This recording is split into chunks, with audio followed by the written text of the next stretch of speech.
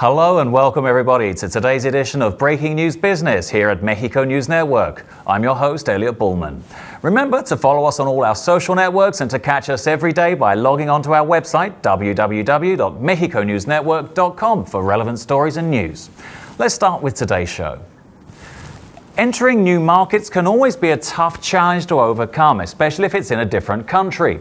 Several studies must be done to determine customs and norms of each place. In the case of Mexico, there's already an ever-growing presence thanks to different brands that have successfully been placed on Arabic store shelves. Products like beef, chili, spicy sauces and beans are winning over terrain in the United Arab Emirates with each passing moment.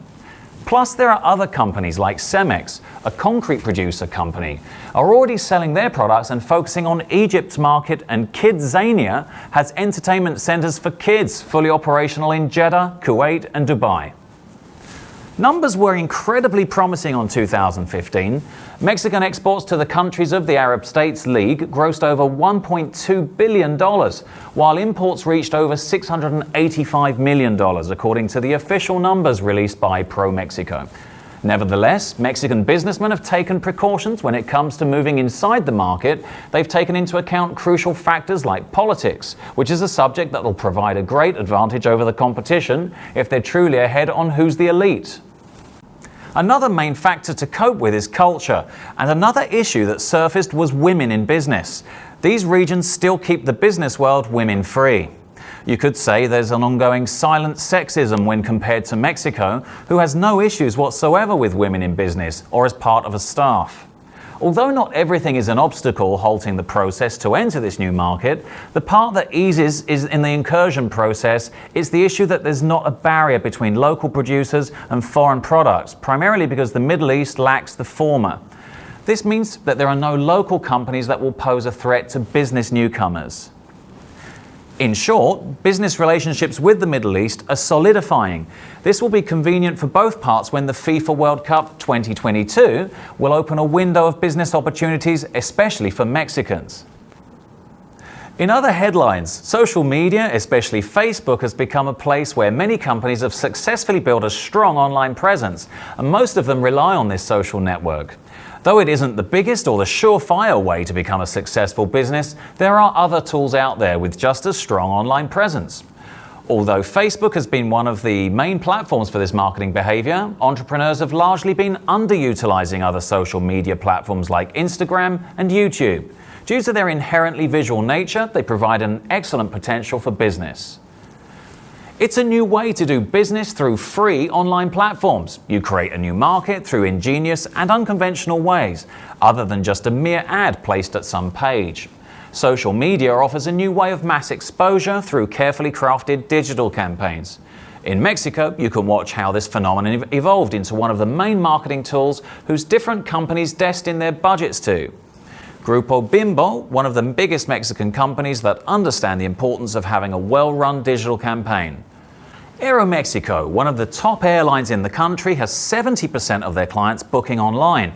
So that means social media makes a huge impact to their quality of the service. They contribute with constant Q&As, and that, as of today, is how they resolve most of their customers' issues and complaints. And for the last example, Grupo Modelo, the biggest Mexican beer manufacturer, has managed their social media accounts responsibly due to the unrestrained access of minors to their campaigns. Social media must not be overlooked by its simplicity of its interface. It's one of the biggest untapped markets at a relatively arm's reach. Moving on, Kia Motors Mexico will release at the end of 2016 Niro, its first hybrid vehicle with which they seek to compete in this sector.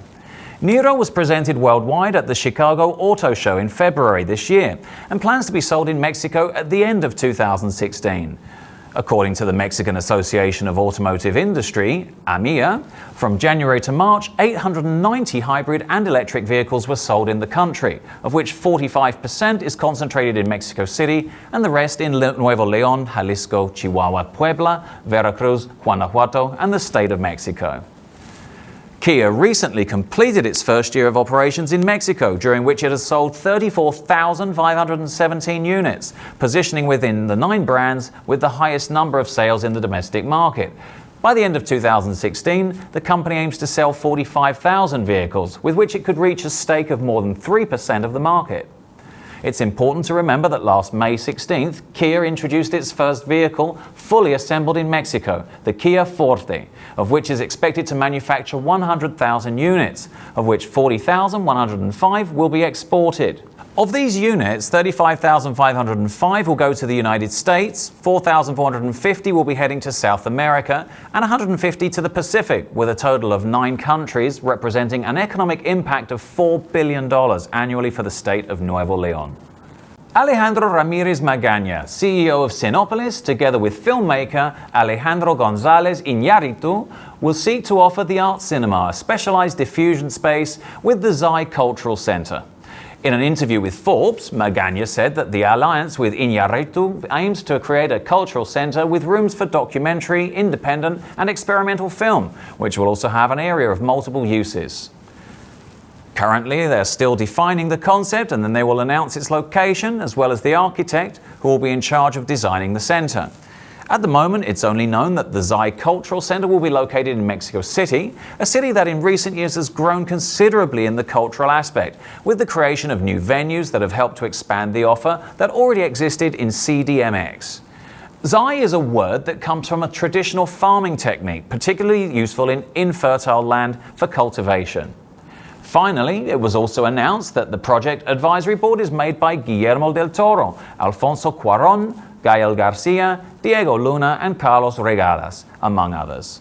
And finally, in economics, the Mexican peso increased 0.38% from 18.75 to 18.83 in the previous trading session. The peso was up 2.98% during the last week, plus 2.56% during the last month, and up 18.92% during the last year.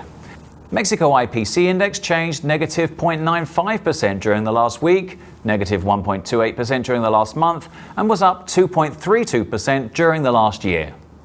That was all for today. Thank you for staying with us. I'm your host, Elliot Bullman, and remember to follow us on Facebook, Twitter, and Google+.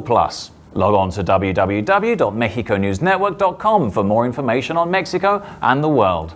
Until next time.